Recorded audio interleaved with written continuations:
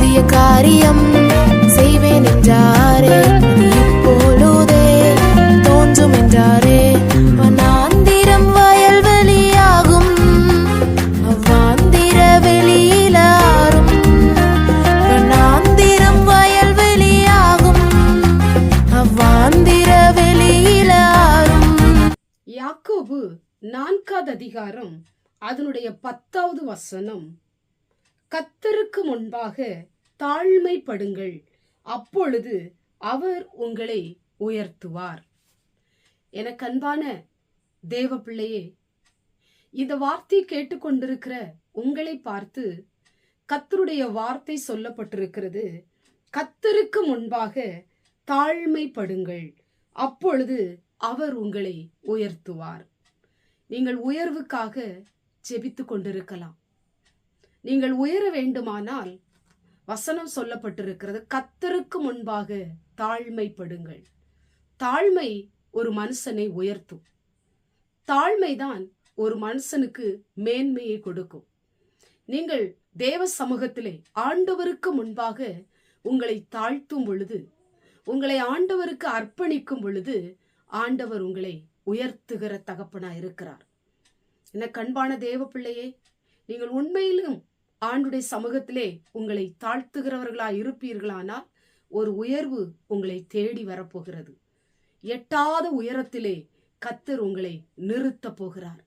இன்றைக்கு நிறைய மனிதர்கள் உங்களை பார்த்து நீ தூசின்னு சொல்லியிருக்கலாம், குப்பன்னு சொல்லியிருக்கலாம், நீ ஒன்றுக்கும் பிரயோஜனம் இல்லாதவன், நீ எதற்குமே லாய்க்கு இல்லாதவன், உன் வாழ்க்கை இப்படித்தான் இருக்கும், நீ இப்படித்தான் இருப்பா அப்படின்னு சொல்லிக்கொண்டு அநேக நிந்தையான வார்த்தைகள், அநேக தூசணையான வார்த்தைகளை உங்களோடு கூட பேசிக்கொண்டே இருப்பார்கள்.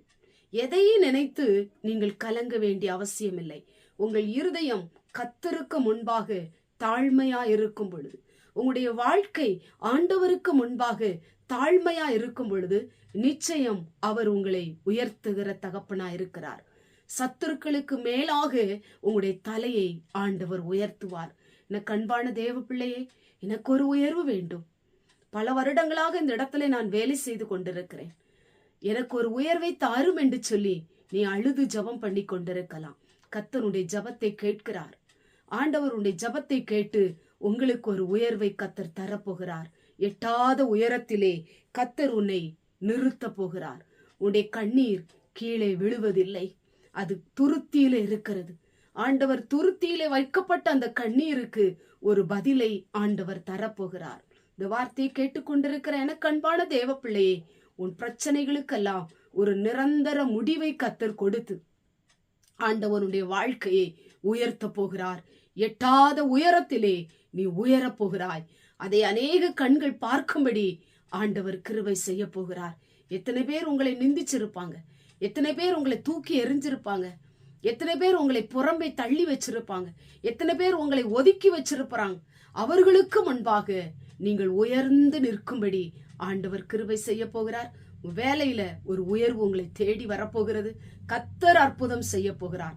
நிச்சயமாய் நீங்கள் எட்டாத உயரத்திலே நிறுத்தப்படுவீர்கள். கண்களை மூடி ஜெபம் பண்ணுவோம். எங்கள் பரிசுத்தமுள்ள நல்ல பிதாவே, கேட்டதான வசனத்தின் மூலமாய் கர்த்தருக்கு முன்பாக தாழ்மைப்படுங்கள், அவர் உங்களை உயர்த்துவார் என்று வேதம் சொல்லப்பட்டது போல இந்த வார்த்தை கேட்டுக்கொண்டிருக்கிற நம்முடைய பிள்ளைகள் ஆண்டவருக்கு முன்பாக தாழ்மையோடு கூட இருக்கலாம். ஆண்டவருக்கு முன்பாக தாழ்மையா ஜெபித்து கொண்டிருக்கலாம். ஆண்டுடைய பார்வையில தாழ்மையா இருக்கலாம். அவங்களை நீங்க உயர்த்த போகிற தயவுக்காய் ஸ்தோத்திரம். ஒரு உயர்ந்த அடைக்கலத்திலே நிறுத்த போகிற கிருபைக்காய் ஸ்தோத்திரம். இந்த வார்த்தை கேட்டுக்கொண்டிருக்கிற ஒவ்வொருவருக்கும் ஒரு எட்டாத உயரத்துல நம்முடைய பிள்ளைகளை உயர்த்த போவதற்காய் ஸ்தோத்திரம். இயேசுவின் மூலம் ஜெபிக்கிறோம் பிதாவே, ஆமென்.